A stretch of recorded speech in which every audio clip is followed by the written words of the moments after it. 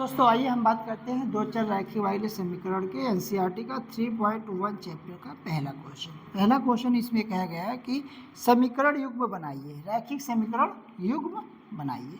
तो पहला का जो पहला है उसमें कह रहा है कि रैखिक समीकरण युग्म बनाइए। क्या?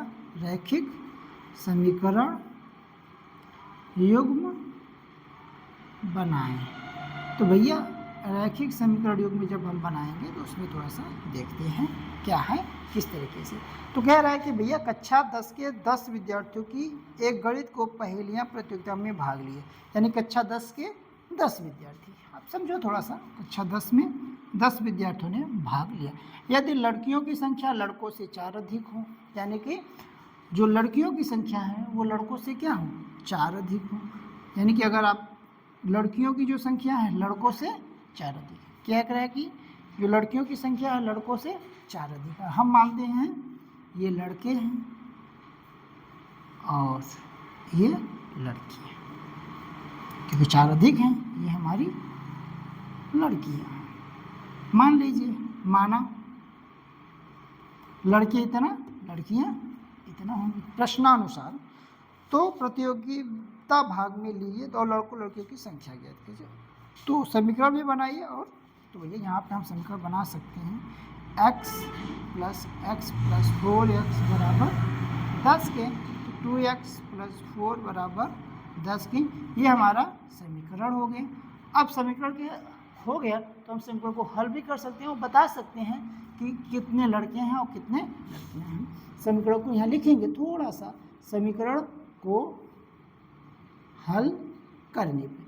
तो जब समीकरण को हल करेंगे तो 2x प्लस 4 बराबर 10 है, तो 2x बराबर 10 माइनस 4, तो 2x बराबर 10 में से 4 जाएगा, 6 आएगा, तो x बराबर 6/2, यानी कि x बराबर 3। यानी कि हमारा जो लड़के हैं वो कितने हैं, 3 हैं, और जो हमारी लड़कियां हैं वो कितनी हैं आप बता सकते हैं, 3 प्लस 4 कितना, 3 प्लस 4, तो ये टोटल 7, यानी कि 7 लड़कियां और 3 लड़के। तो इस तरीके से हम बता सकते हैं, समझा सकते हैं। चलिए, ये था पहला क्वेश्चन। दूसरा क्वेश्चन में कह रहा है कि भैया अगर पेंसिल और कलम मिट देते हैं। समझ में आ गया? मुझे उम्मीद है कि आपको ये चैप्टर, ये क्वेश्चन समझ में आया होगा। चलिए बात करते हैं दूसरे क्वेश्चन, वो भी समीकरण बनाना है। कह रहा है कि 5 पेंसिल और 7 कलम। भैया पेंसिल और कलम, तो भैया पेंसिल की संख्या x और कलम की संख्या हम y मानते हैं। तो कह रहा है कि 5 पेंसिल, तो भैया 5x, कलम 7 तो 7x। तो अब इनका जो कुल मूल्य है वो है 50 रुपये। कितना है? 50 रुपये। तो 5x प्लस 7 बराबर कितना हो जाएगा? 50। किसके अनुसार? प्रश्नानुसार। जबकि 7x पेंसिल यानी कि 7x प्लस 5y कलम का जो मूल्य है वह है 46 रुपये। तो एक पेंसिल एक कलम का मूल्य भी ज्ञात कीजिए। तो ये हमारा समीकरण पहला हो जाएगा, ये समीकरण हमारा दूसरा होगा। यानी कि हम दोनों समीकरण को हल करके बहुत आसानी से बता सकते हैं कि क्या होगा, यानी कि पेंसिल के मूल्य और कलम का। तो भैया सिंपल सी बात है, कुछ इसमें बराबर तो हो सकता है, नहीं हो सकता है, तो हम एक को बराबर करते हैं, एक को हम माइनस। तो अगर हम यहाँ पे बराबर करें तो यहाँ पे 7 पचे 35, 5 सते 35। तो यहाँ पे थोड़ा सा समीकरण 1 व 2 को कहते हैं, यहाँ पे हम लिख देते हैं समीकरण 1 में 7 से गुणा करने पे, क्योंकि हम इसको बराबर कर रहे हैं। समीकरण 1 में 7 से और समीकरण 2 में 5 से गुणा करने पर। जैसे ही आप 5 में गुणा करेंगे तो ये क्या हो जाएगा, 7 पचे 35, 7 से 49y बराबर 7 पचे 35।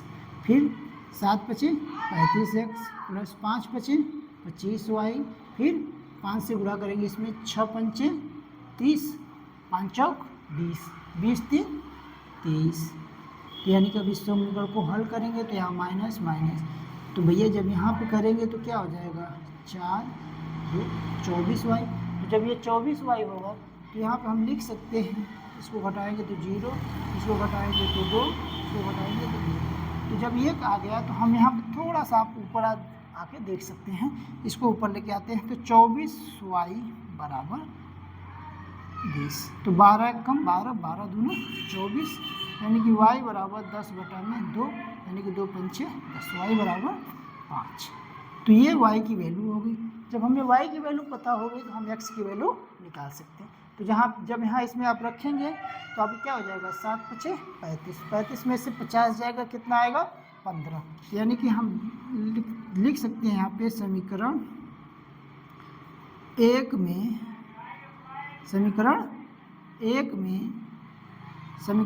में y का मान रखने पर, जैसे y का मान रखेंगे तो क्या हो जाएगा, 7 5 35, 35 में से 50 जाएगा, कितना आएगा 15।